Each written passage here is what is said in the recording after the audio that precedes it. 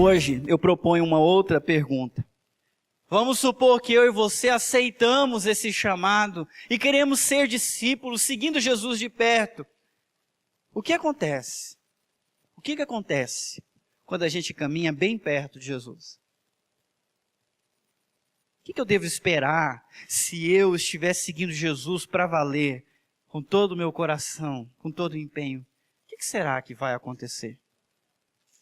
Me ajudem. Qual que é a pergunta? O que acontece bem perto de Jesus? A resposta está na Bíblia e nós vamos acompanhar. Primeira resposta.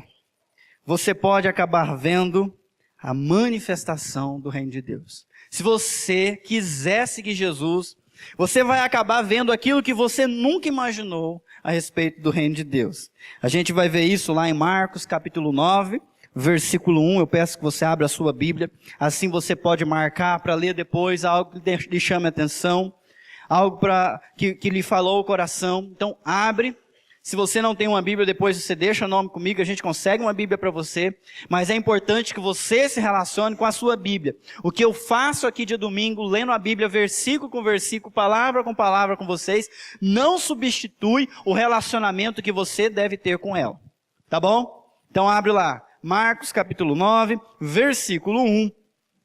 Nós vamos, pedacinho por pedacinho, nós vamos torcer esse texto até ele dar tudo que ele pode dar para a gente.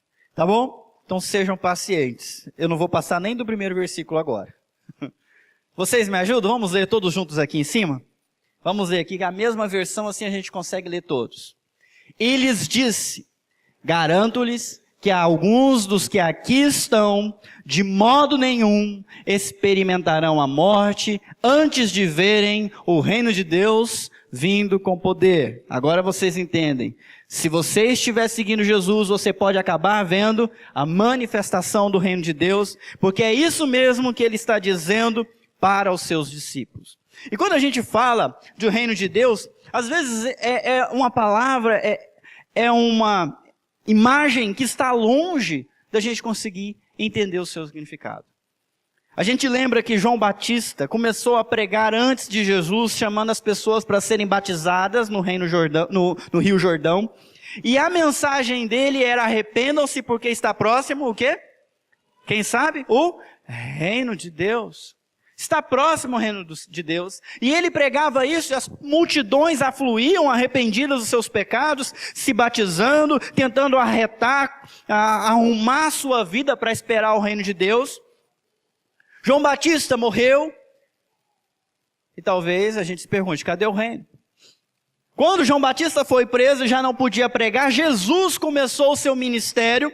E ele começou o seu ministério pregando a mesma mensagem, proclamando a chegada do quê? Arrependam-se porque está próximo o reino de Deus. E Jesus pregou isso durante toda a sua vida. Gente, o reino de Deus está chegando em cima de vocês. A gente sabe que Jesus morreu, foi sepultado, ao terceiro dia ele ressuscitou.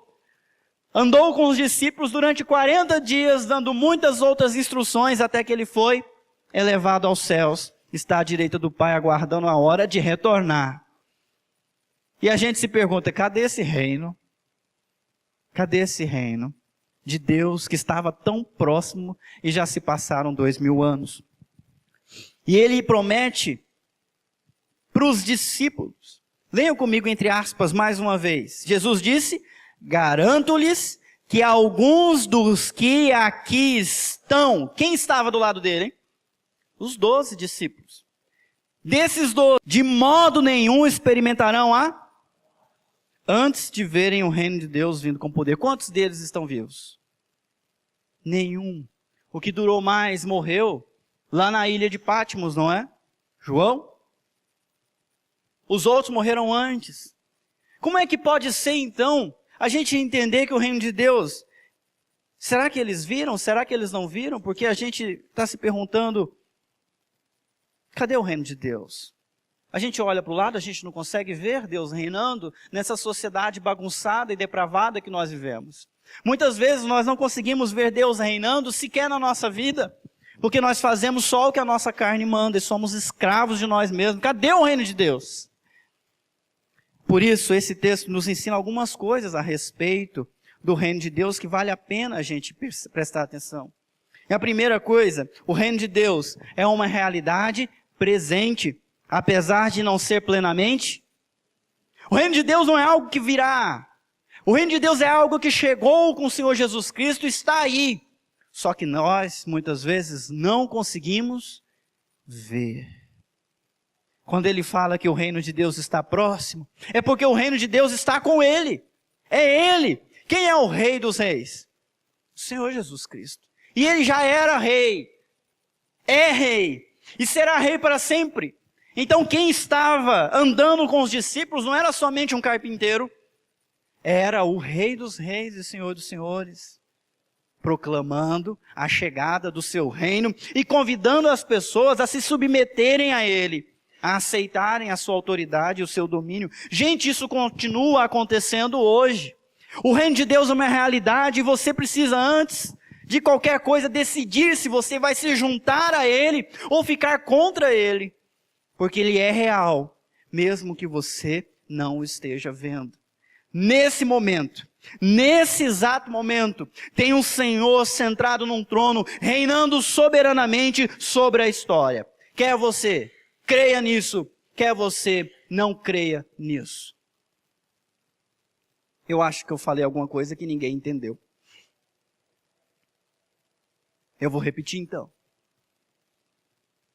Neste exato momento, tem alguém sentado no trono, comandando toda a história, quer você creia ou não. E tudo o que acontece não lhe foge ao domínio. Ele reina, e ele reinará para sempre. E você pode estar com ele ou contra ele. Só existem essas duas opções. Uma outra verdade a respeito do reino de Deus, pois Jesus garante que alguns vão vê-lo antes da morte. Eu acabei de dizer que ele não é plenamente visível, mas Deus mostra ele para algumas pessoas. E ele está dizendo que ia mostrar para alguns dos discípulos que estavam ali, não todos, mas alguns iriam ver, alguns dos 12 iriam ver o reino de Deus vindo. De fato, ele mostra. Você deve se lembrar da história de Estevão.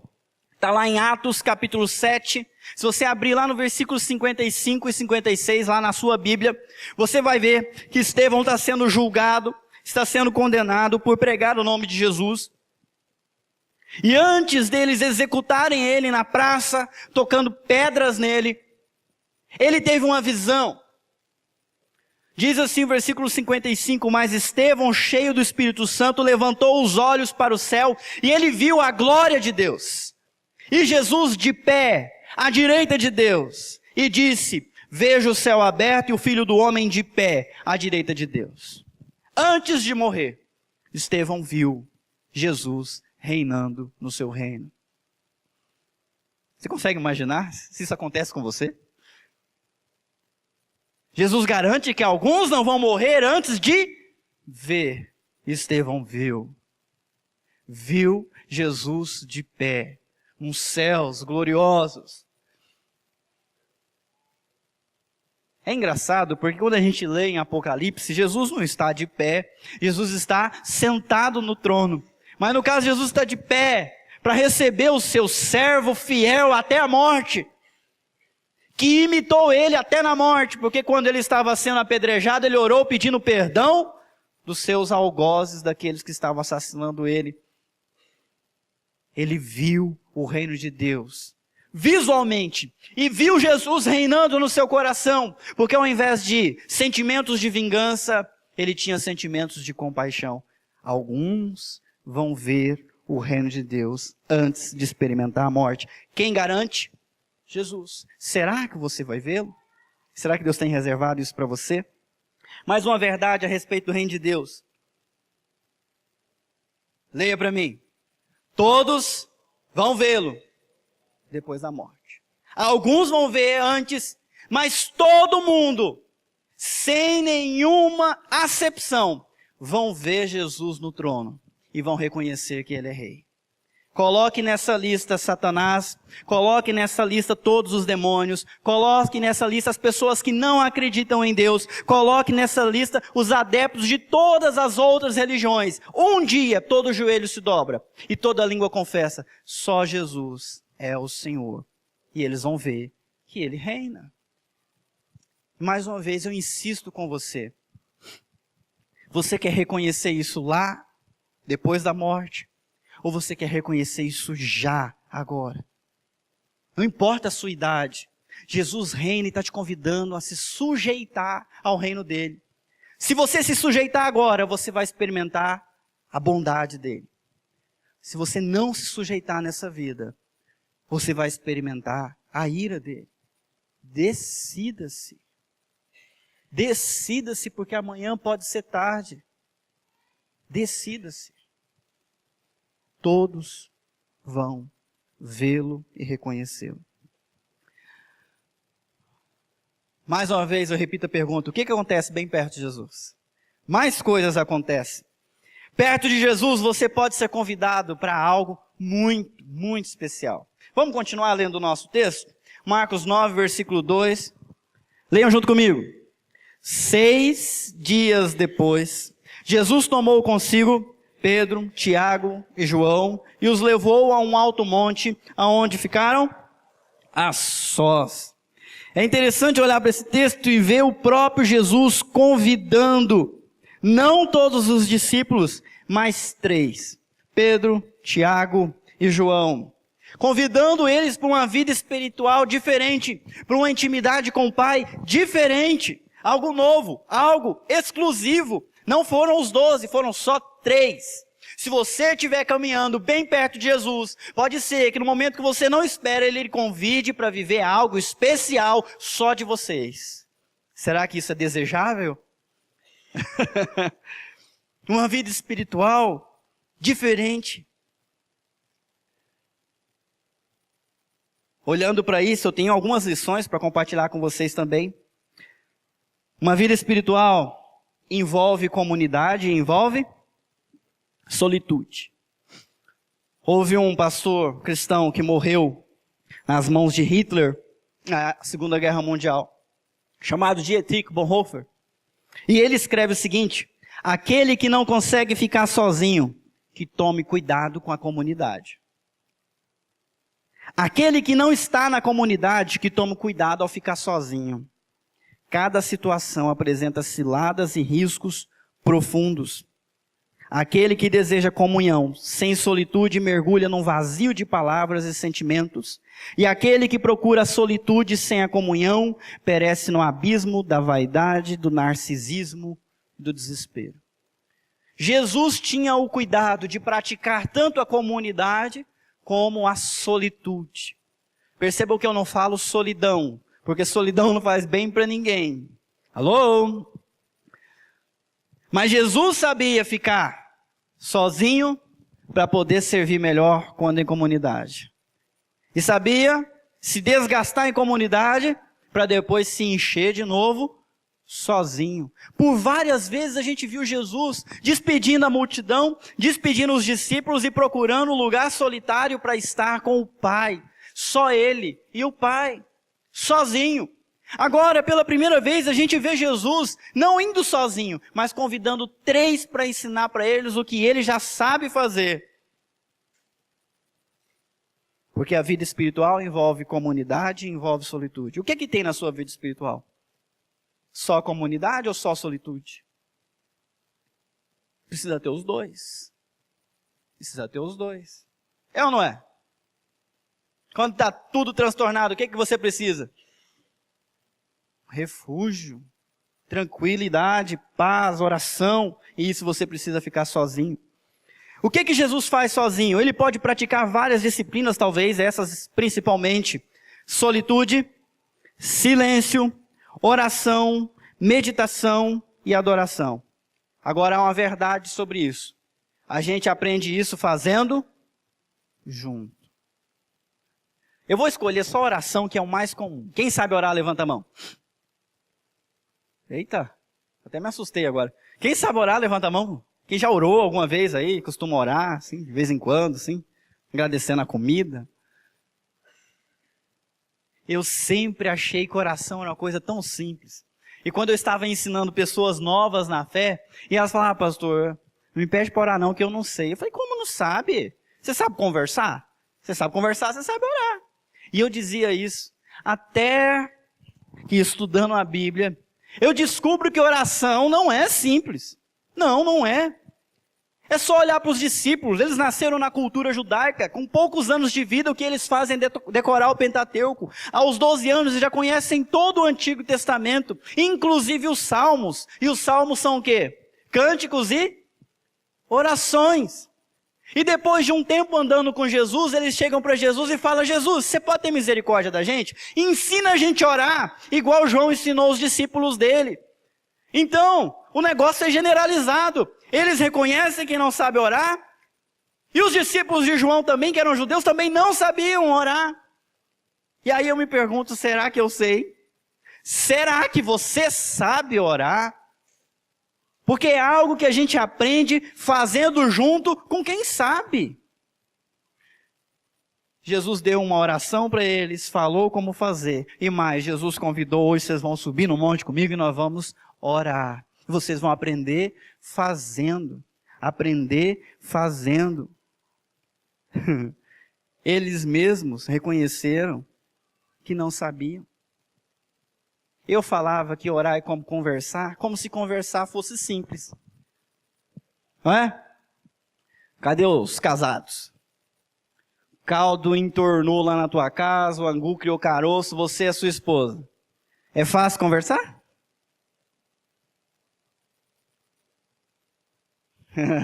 Tô não fazendo cara de nada. Não é? Teu amigo...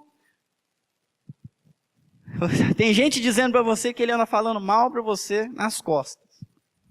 Você não sabe se confirma, se não confirma, e você tem que chamar ele para conversar. Me diz aí, é fácil? Tranquilo? Você entra num lugar onde você não conhece ninguém e você precisa conversar. Para os tímidos como eu, será que é fácil? Não, né, Marilene? Esses dias eu fui participar de um estudo bíblico, eu tinha que ir falar e tal. Aí eu cheguei, um monte de gente, a anfitriã recebendo outras pessoas, e eu ali todo perdido, nem Carol do lado, nem ninguém. Bom, foi entrando, um casal ali, vou conversar com eles. Oi. Nossa, tem bastante gente aqui, né? É sempre esse tanto de gente? E eles olharam para mim. A gente não sabe, é a nossa primeira vez também. Acabou a conversa. E agora, o que eu falo? Conversa também é complicado, a gente precisa aprender. A gente precisa desenvolver intimidade para a conversa fluir naturalmente. Tem muita gente que não sabe orar porque não desenvolveu nenhum tipo de intimidade com Deus. Aí a oração fica um negócio mecânico, artificial, como se eu chegasse lá em casa e conversasse mais ou menos assim com a Carol. Carol, que cabelos castanhos magníficos você tem. Bendita sejas tu, sempre entre as mulheres. Louvado sejas. Se eu falar isso para a Carol, ela vai gostar? Gente, louvada sejas. Nem sei se pode isso no português. Agora, se eu falar para ela, gatinha, você está linda hoje. Eu estou comunicando? Estou louvando?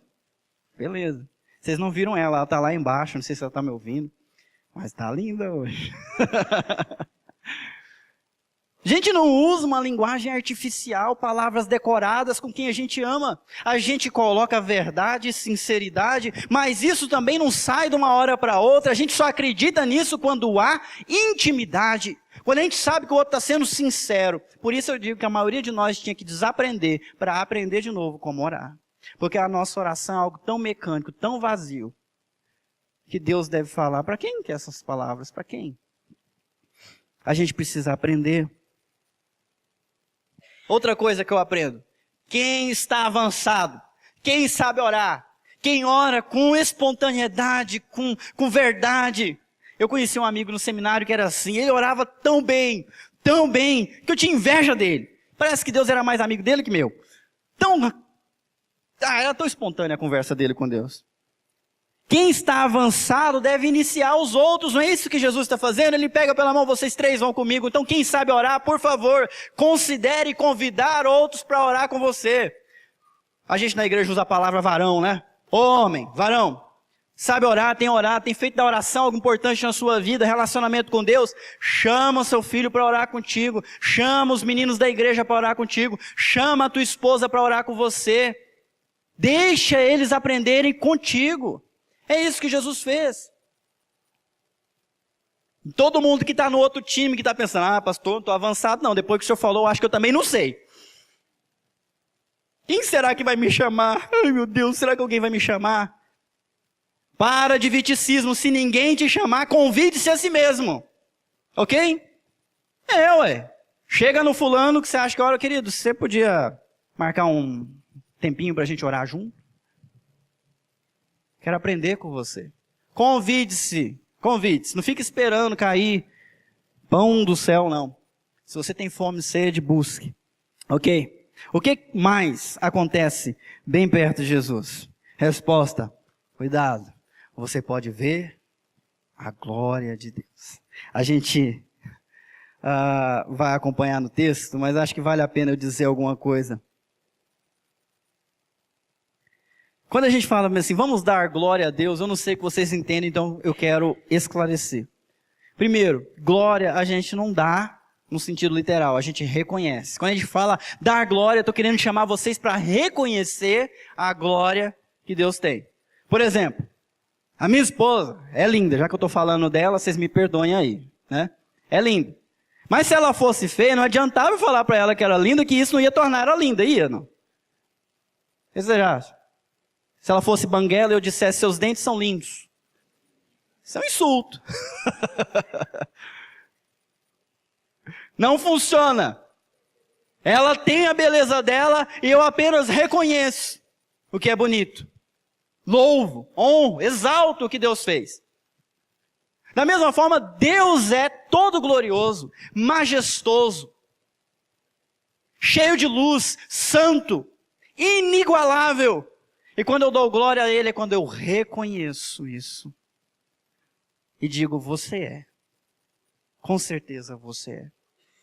Quando a gente abre os olhos para ver a glória de Deus, a gente apenas reconhece aquilo que Ele é. Foi isso que aconteceu nesse dia especial. Ali, Ele foi transfigurado diante deles. A palavra transfigurado significa que Jesus se transformou em algo novo. Alguma coisa aconteceu no corpo de Jesus, no alto daquele monte, nesse dia com Pedro, João e Tiago. A transformação foi tão radical que atingiu até as roupas. Leiam comigo o versículo 3. Suas roupas se tornaram brancas, de um branco resplandecente, como nenhum lavandeiro no mundo seria capaz de branqueá-las. E apareceram diante deles Elias e Moisés, os quais conversavam com Jesus ali. Por um momento, os discípulos viram Jesus como Ele é. Lembra da promessa? Lembra? Alguns não vão morrer antes de ver o reino de Deus vindo com poder. Demorou 6 dias. 6 dias e eles estavam lá no monte quando eles viram Jesus como Ele é. O que Ele é, a essência do que Ele é, transbordou para fora de sua humanidade, revelando a sua glória, através do resplendor de um brilho majestoso. Que coisa linda! Não? Brilhante! E ele não sabe nem como que ele expressa essa agora faltou a palavra. Alvura, essa branqueza. Ele fala, não existe quem possa lavar a roupa e deixar tão branca como Jesus estava naquele momento. Incrível. Incrível o que aconteceu ali. A glória de Deus. Se você for meditar, se você olhar para a criação, você vai perceber que ela é um reflexo da glória de Deus. O Salmo 19, por exemplo, fala que os céus manifestam ou proclamam o quê? A glória de Deus. Você já parou para perceber? O Salmo 19 até fala, um dia discurso o dia, o sol sai como um noiva, marcha pelo centro do céu e se põe do outro lado, e ele vai falando como que isso é bonito, como que isso revela que Deus é grandioso, majestoso, glorioso. Além da criação que é incrível, outras coisas também revelam a glória de Deus.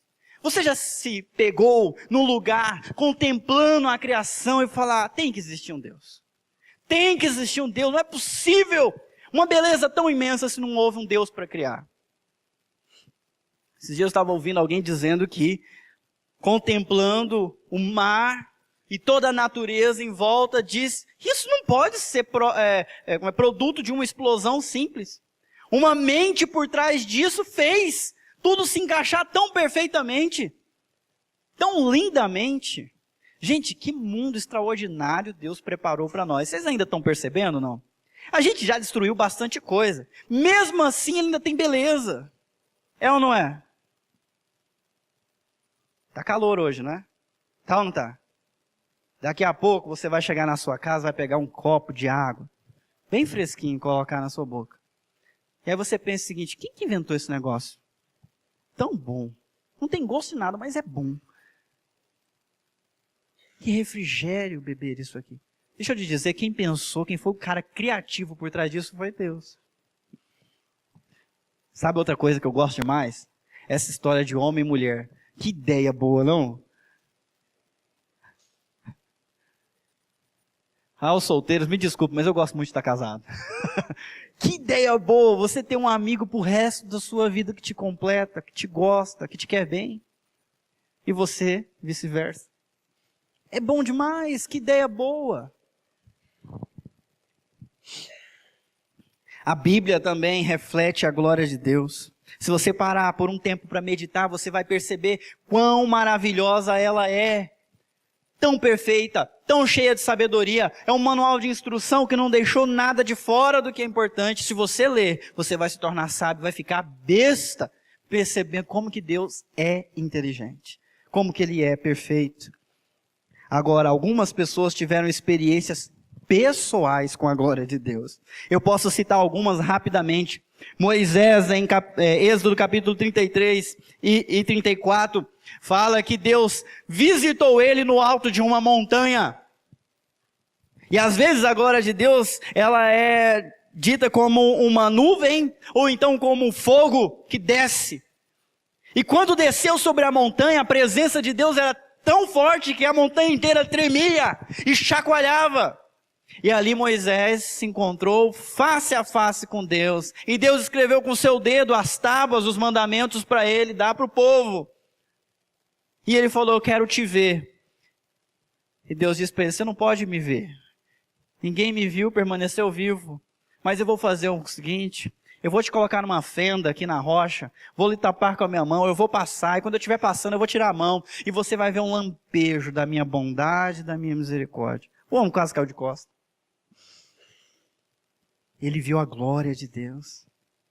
Isaías, no capítulo 6, estava orando, crise nacional, o rei morreu porque pecou contra Deus. Ele está lá orando, quando de repente ele abre os olhos e ele não está mais no mesmo lugar.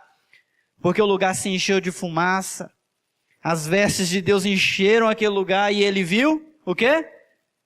A glória de Deus. E ele fala, santo, santo, santo. Ele viu também. Há outros como Daniel, como João, lá no Apocalipse. Daniel e João, eles viram coisas que nós nem sequer imaginamos. Coisas que eles sequer escreveram porque Deus não permitiu.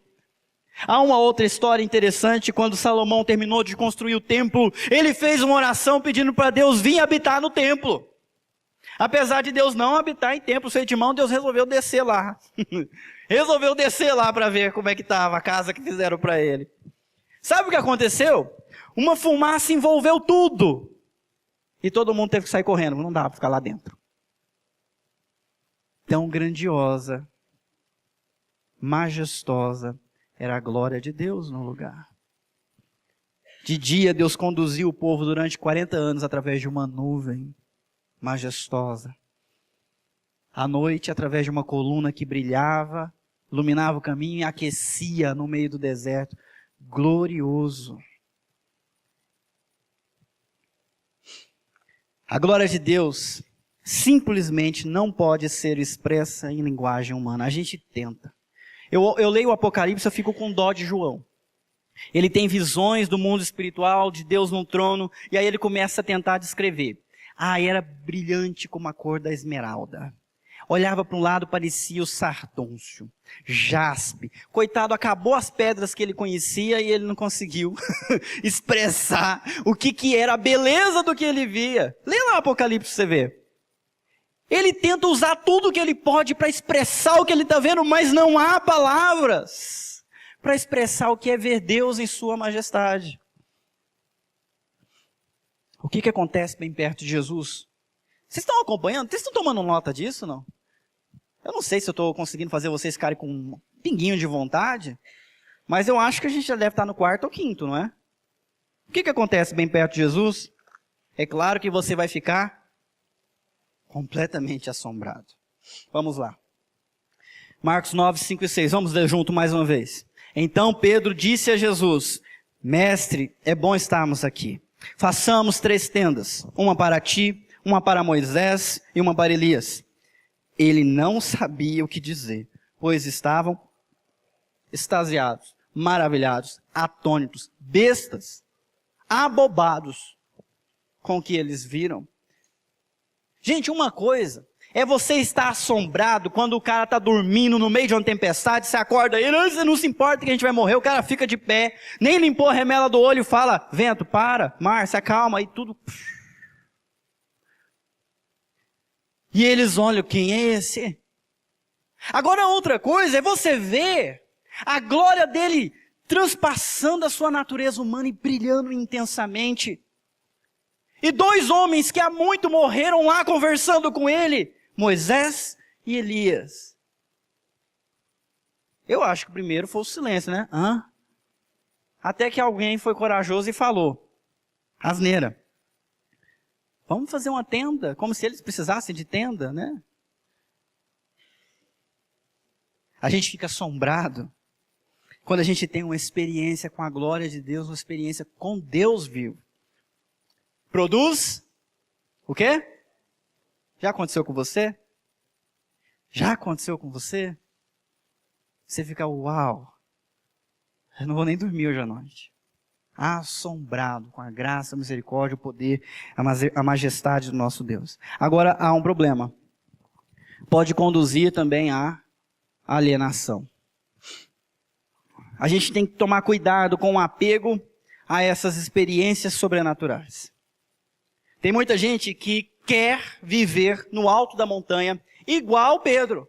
Pedro não quer descer. Ele quer ficar lá em cima. Ele, Jesus, Elias, Moisés e João Tiago também. Vamos ficar por aqui. Não vamos descer nunca mais. Aqui está bom demais. Não é? Alguns de nós querem que a vida seja só isso. Uma experiência com Deus, outra experiência com Deus, uma experiência maravilhosa com Deus. São aqueles que vivem de acampamento em acampamento, de congresso em congresso, de show em show, sempre querendo perpetuar, prolongar a experiência, porque o que importa é a experiência. Cuidado, cuidado. Quando Pedro propôs isso, acabou. Vou falar uma coisa aqui para vocês, vai para a internet, tudo bem? Mais uma vez a gente começou a orar no monte. O povo da igreja lá do meu pai, a gente ia orar. Simplesmente para buscar a Deus. Você já ouviu falar daquela história de aparecer gravetinho brilhando? Aconteceu. Primeiro ia só o meu pai, o seu João Firmiano, e apareciam as lagartinhas brilhando. Ele falava: deve ser aparentado com vagalume. Depois dessas lagartinhas, aí eram gravetos que ficavam verdes com a cor do vagalume, mas inteiro. Aí começou a chover gente no monte, hein? Começou 40, 50 pessoas, quase a igreja inteira subindo para orar. Eu me lembro que eu, moleque, acompanhando, ouvindo a conversa de dois na minha frente. Não, a gente tem que chamar a Rede Globo para filmar isso aqui. O povo tem que ver isso. Aquele dia não apareceu nada. Na outra semana não apareceu mais nada. E assim foi por diante, o povo foi minguando, e só voltou a aparecer de novo quando o povo estava lá por causa de Deus.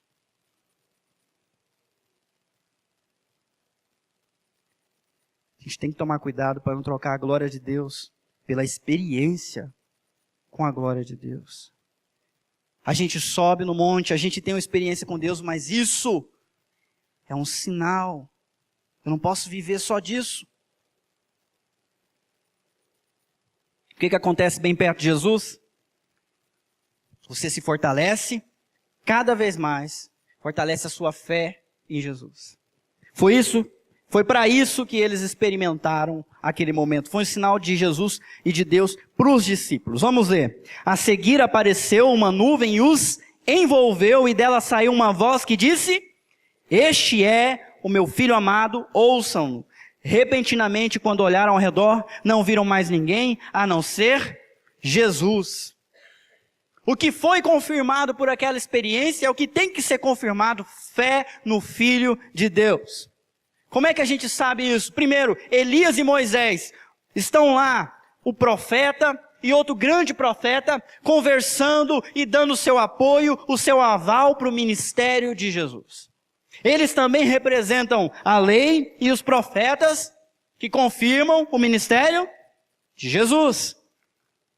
Por fim vem uma nuvem e ouve-se uma voz, e o que a voz diz? Esse é o meu filho amado. Ouçam-no. Está confirmando o ministério e a obra de Jesus. A presença da glória confirma que quem está ali é Deus, porque não há outro cheio de glória como Ele. O que acontece bem perto de Jesus? Você entende que a experiência não é para se gabar, mas para testificar a respeito de Jesus. É bom alertar sobre isso.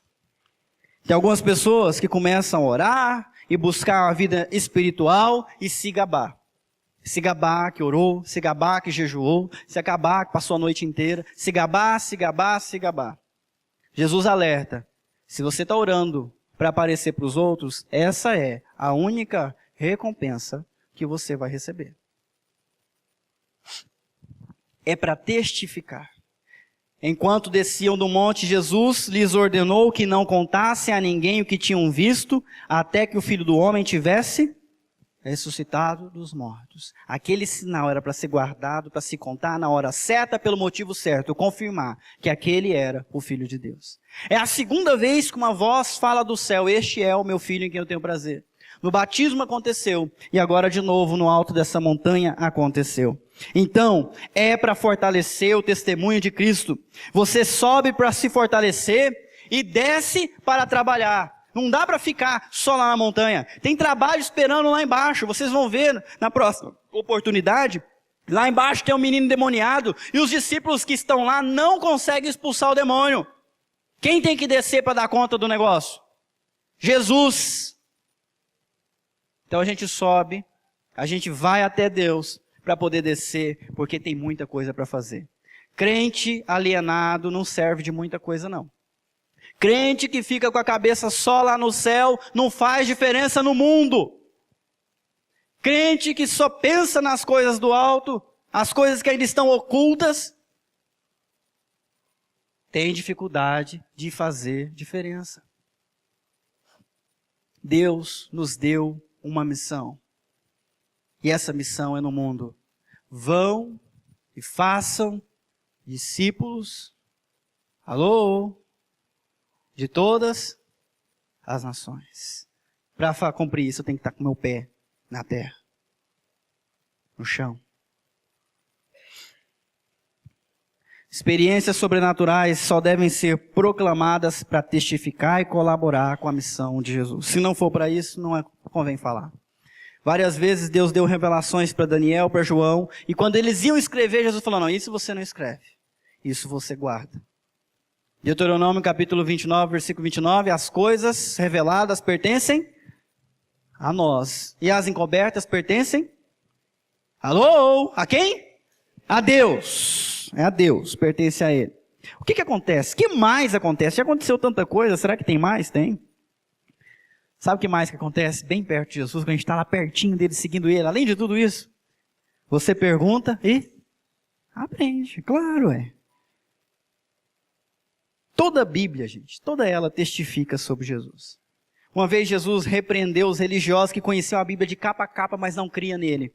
Ele disse assim, João 5,39, vocês estudam cuidadosamente as Escrituras, e porque pensam que nelas vocês têm a vida eterna, vocês encontram a vida eterna. E são as Escrituras que testemunham a meu respeito. De Gênesis a Apocalipse, o que a Bíblia faz é apontar para o Salvador. Então, toda a Bíblia testifica sobre Jesus, mas às vezes é difícil entender o significado de certos textos bíblicos, certo? Sim ou não? É difícil mesmo. Bom, a gente não andou atrás de Jesus como os discípulos. Eles andaram, olha só o que aconteceu. Eles guardaram o assunto apenas entre si, discutindo o que significaria ressuscitar dos mortos. Jesus disse, só vão contar isso quando o Filho do Homem ressuscitar. E eles ficaram perdidos aí. Como assim? Por que eles não conseguem entender o que significa ressuscitar? Eles não conseguem entender porque o Messias que eles estão esperando vai estabelecer o seu trono para sempre. Então como é que ele morre? E justamente por não conseguir entender essa profecia, eles perguntam, vamos lá, vocês me ajudam entre aspas, por que os mestres da lei dizem que é necessário que Elias venha primeiro? Eles imaginam que talvez Jesus seja um precursor, um preparador, mas não o Messias, porque primeiro vem Elias. Já que ele está falando que vai morrer, talvez ele não seja o Messias. Eles não estão conseguindo entender um texto bíblico que eles conhecem. E quando a gente não sabe, o que a gente faz? Se a gente está perto de Jesus, basta perguntar, será que ele responde? Sim, Jesus expõe os nossos mal-entendidos. Jesus respondeu, de fato Elias vem primeiro e restaura todas as coisas. Não é isso que está escrito? É.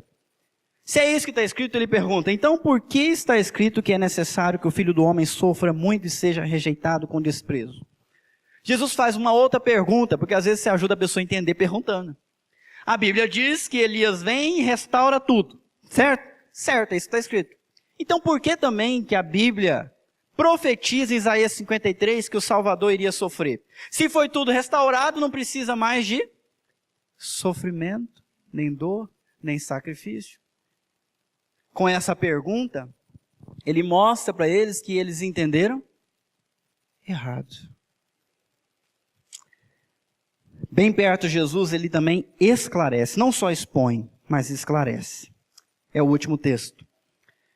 Mas eu lhes digo, leiam lá, Elias já veio, e fizeram com ele tudo o que quiseram, como está escrito a seu respeito.